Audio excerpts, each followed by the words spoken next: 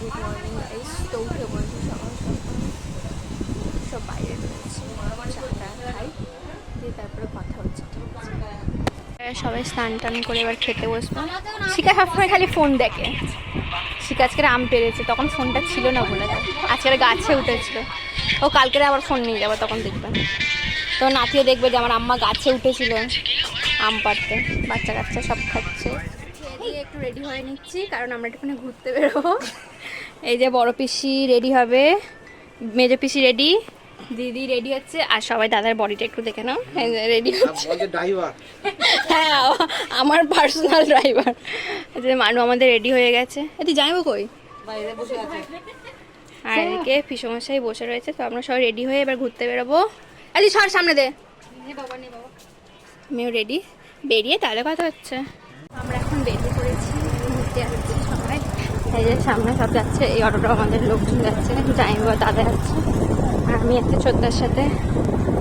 আমাকে দেখাও যাচ্ছে না।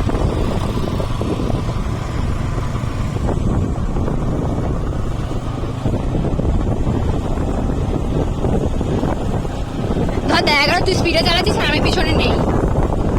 ধর দেখা গেল আমি পিছনে নেই, আমি কখন উড়ে পড়ে গেছি কোথায়, আর তুই চালিয়ে যাচ্ছিস।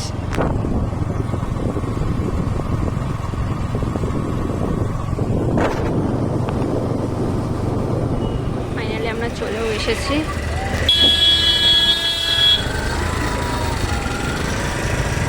এসেছি পিসিদের এখান থেকে খুব কম, কারণ পিসির বড় পিসির বাড়ি বেহালাতেই, আর এখান থেকে স্বামীনারায়ণ মন্দিরটা অনেক কাছে।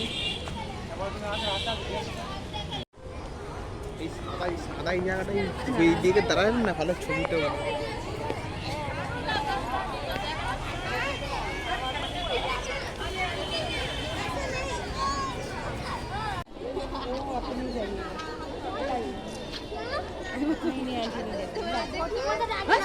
গাইস, ফাইনালি আমরা সবাই চলে এসেছি। এই যে মোটামুটি ঘোরা হয়ে গেছে আমাদের কমপ্লিট।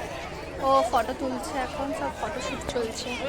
আমরা মন্দিরের ভিতরে ঘুরে এসেছি, ওখানে ফোন যদিও অ্যালাউ নেই, তাই জন্য এবার একটুখানি ঘুরে এবার আমরা বেরিয়ে যাব।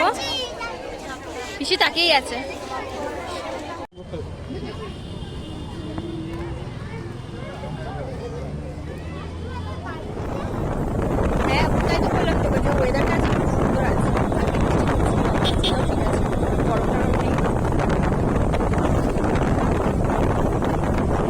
আমরা একটুখানি সব টিফিন করতে বসে গেছি।